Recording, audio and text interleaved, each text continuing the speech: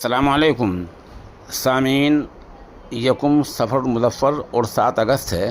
خبر کا عنوان ہے شیخ حسینہ اب کہاں جائیں گی، کیونکہ برطانیہ میں وہاں سیاسی پناہ ملنے میں اڑچن آ رہی ہے کہ ان کے پاس پولیٹیکل ویزا نہیں ہے، وہ جو سفارتکار کا ویزا تو وہ نہیں ہے، وہ ویسے ہی بھاگ کر آئی ہیں، اس لیے وہ ویزا ان کو بر وقت نہیں مل پایا ہے۔ یہ اڑچن برطانیہ میں پیدا ہو گئی ہے۔ اب کہاں جائیں گی؟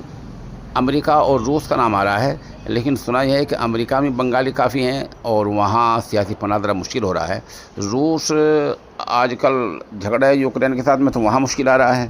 اب پتہ چل رہا ہے کہ یو اے ای یعنی متحدہ عرب امارات اور سعودی عرب میں بھی درخواست دے سکتے ہیں یا فن لینڈ جا سکتی ہیں۔ یہ 5-6 دیش ہیں جن میں شیخ حسینہ جا سکتی ہیں۔ شیخ حسینہ وہ خاتون ہیں جنہوں نے 18-19 سال تک اپنے یہاں اقتدار میں رہی ہیں اور ظلم کی کوئی ایسی شکل نہیں چھوڑی جو وہاں انہوں نے نہ کی ہو۔ پتہ چلا تھا کہ 2 دن پہلے 500 لوگوں کو جیل سے چھٹا لیا گیا۔ آپ کو پتہ ہے وہ 500 کون ہیں؟ وہ بڑے بڑے علماء ہیں، نامور علماء ہیں اور مراکز کے ذمہ دار ہیں۔ وہ سب وہ لوگ تھے جن کو چھڑا لیا گیا ہے۔ اور جس طرح تاریخ اور امم سابقہ میں فرعون، شداد، نمرود ہوا کرتے ہیں، ان کے نام ہم تاریخ میں سنا کرتے تھے، ان کا نام آج بھی کوئی لیتا ہے تو ذلت سے لیتا ہے۔ فرعون جب نام لے گا تو ذلت سے لے گا، نمرود کا نام ذلت سے لے گا، شداد کا نام ذلت سے لے گا۔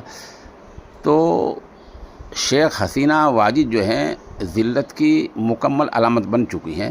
ان کا نام جب بھی لیا جائے گا علاوہ چند چمچوں کے، ان کا سب نام ذلت سے لیں گے۔ خود ان کے ملک میں جو ماحول بنا ہے، کل ہم نے کچھ ویڈیوز شیئر کی تھی، ان میں کس طرح وہاں جشن منایا جا رہا ہے، اور وہاں کی جو ہضم، چونکہ وہ اسلامی اکثریت والا ملک ہے، جو مسلم جماعت ہیں وہ سب کے سب ان کے اس پہ جشن منا رہی ہیں۔ خیر، ہم یہ کہہ رہے تھے کہ اب وہ کہاں جائیں گی؟ ابھی ہندوستان کا یہ بیان آیا ہے کہ وہ یہاں زیادہ نہیں ٹھہر پائیں گی، البتہ جب تک کہیں اسے سیاسی پناہ ملے تب تک انہیں حفاظت کی جا رہی ہے۔